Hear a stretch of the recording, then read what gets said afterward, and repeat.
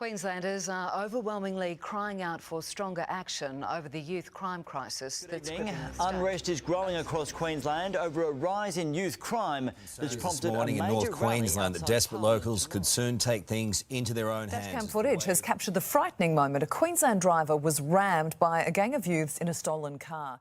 The man was on the... Youth crime in Queensland has become a significant concern, capturing headlines and public attention. Despite a decrease in unique child offenders in 2021 to 2022, Queensland has more children and young people in detention than any other state or territory in Australia. Queensland also has one of the highest rates of Indigenous youth in detention compared to other states, outranked only by the Northern Territory and Western Australia. The media's attention to youth crime in Queensland has intensified over the past decade, creating urgency and generating fear in the community, which has prompted the introduction of stricter penalties on youth offenders. But as these strict measures are put into action, questions regarding finding the right balance between community safety and rehabilitative-focused justice emerge. Today, we delve into an in-depth analysis conducted in partnership with Anglicare Southern Queensland to uncover how the media portrays youth crime and how the public's response to it influences policy support and decision-making. This research aims to understand how media outlets present the topic of youth crime in Queensland and whether the public's views, as shown in their interaction with the news, match or differ from these presentations. To do this, we analysed how the media depicted youth crime, particularly young offenders, and compared how they were shown in different news outlets. Additionally, we explored whether comments on news articles echoed or challenged these portrayals.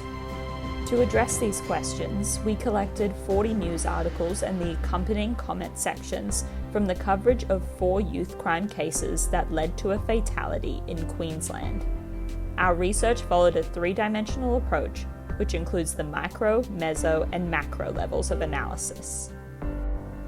At the micro level, we looked at the words that were used by the outlets to describe youth offenders and how these word choices influence, maintain, or question the stereotypes about youth crime, particularly when it comes to race. We found that even if the race of a young offender was not directly mentioned, they were often portrayed as residing in a neighbourhood with a large Indigenous community. Though this representation of race is not explicit, it associates Aboriginal and Torres Strait Islander identity with criminal behaviour. In the comment sections, people were even more direct about mentioning race, linking the voice to Parliament with youth crime levels in Queensland. Shifting our focus to the meso level, we turned our attention to the news outlets themselves. We specifically looked at their political leanings and how these were reflected within their publications. News Corp outlets are often seen as politically right-leaning. This is evident in the article sample, where most articles have one-sided perspectives that prioritise community safety over addressing the causes of youth crime. The comment sections accompanying the articles from the political right were inaccessibly hidden behind a paywall. As a result, closed communities formed where only politically right views were accepted, creating echo chambers.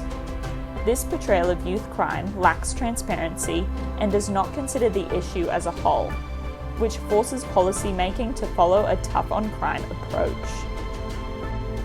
In our final research stage, we examined how society and culture influence our understanding.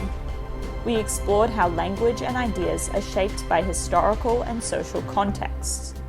Following the rollback of the states, the global north entered an era that prioritizes the individual over the community.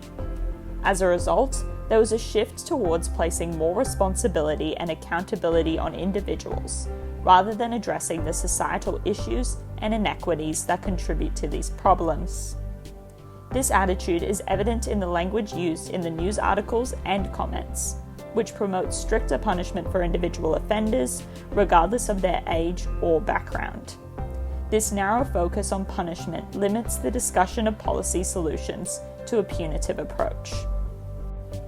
News outlets use language that aims to maintain the existing stereotype of youth criminals. They focus on extreme cases of violence, which creates fear in the community and prompts an immediate policy response. Community fear and politically charged media coverage on this issue compel policy solutions to remain within the tough on crime framework. This is done to maintain support from the general public, who are afraid of these perceived dangerous youth. This research shows how language used in news media affects the youth crime debate in Queensland. It limits community discussion and policy making to tough on crime, leading to a one-sided public debate. This prioritises short-term solutions that address current community outcry, rather than addressing the root causes of youth crime and making long-term changes.